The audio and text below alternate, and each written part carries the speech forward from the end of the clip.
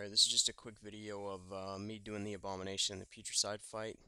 You just saw there, I run up at the beginning. You're going to right click on the table. It'll put a debuff on you. Once the debuff wears off, you'll become the Abomination. Now the main job of the Abomination is to eat up these slime puddles like I'm doing now. All you're going to do is you're going to stand in the center. Make sure you're centered on them. When I first tried it, I was kind of off the edge.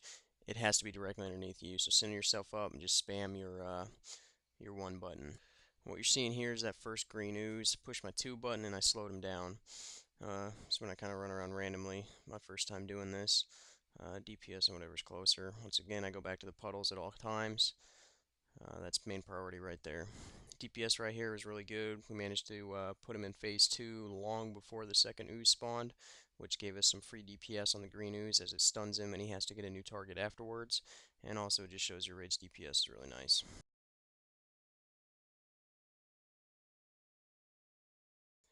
It's important to note that while you're stunned, these puddles will continue to get larger. So at the end of them, or right when they happen, if you're not caught up on oozes, you could lose it right here. So make sure you're always cleaning those up as soon as they spawn. For the rest of phase 1 and 2, this is pretty much all you're going to be doing. Running around, DPSing when you can. Don't burn all your energy. Make sure you got to slow up.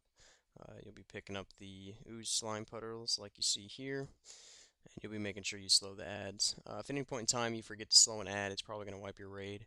If the red one catches its target too quickly, it'll do raid-wide damage. It'll kill pretty much most of you unless you've been kiting a long time. And if the green one catches a guy too quickly, there won't be anyone there to split damage, and he will most likely die.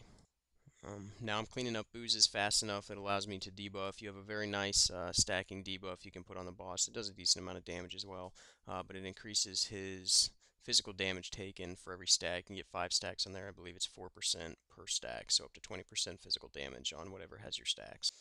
You'll see I'm able to keep all the slime off the ground. Other than the 2 new ones he throws out, there's never more up when he throws out his next couple of bottles, which is very important. You don't want to get behind on oozes. You will never catch up. And secondly about that, never leave an ooze without eating it all the way, because by the time you get back to it, it's going to be huge. And here I almost missed this guy. Make sure you're paying attention. Get him slowed. As you can see, he got a lot of ground on us there and made it all the way to this guy, but we split the damage pretty well and finished him off after he blew up.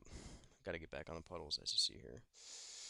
But basically, you're just going to be doing this as a bomb. Eat the puddles, DPS when you can, try to keep that debuff on the boss as much as you possibly can, and you'll see it here coming up when he goes into phase 3. There's no slime on the ground, and there are no ads up, which pretty much makes phase 3 a breeze.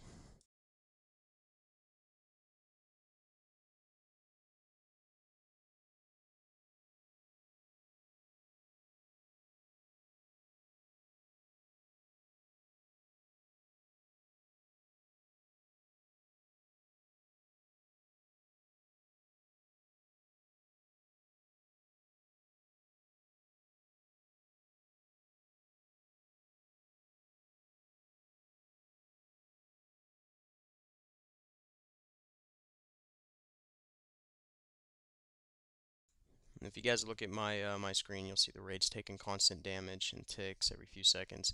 That's a constant AoE you put out as an abomination. If you look, you'll see one person taking 2k. That's Joan or Shaman. She died during the fight, so without her buffs on her, she's taking extra damage for that. So just be aware that if you get a battle res summoner, they have to reincarnate. They will be taking extra damage for the remainder of the fight, unless you buff them up.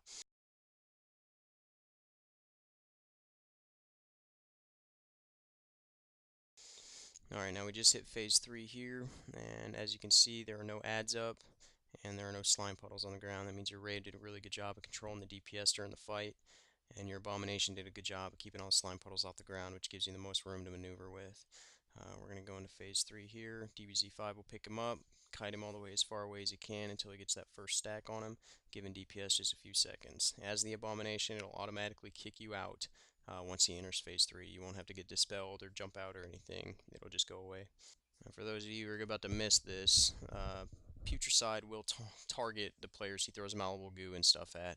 I just saw Pete's name pop up real fast. I taunted. Healers weren't ready for it. I dropped pretty quick. Luckily, we had a battle res from Nosterial. She gets me up. This isn't a wipe. As you can see here, gets me up, buffs me up, they heal me up, and I get over here in time to taunt off DBZ before he gets his 4 stacks.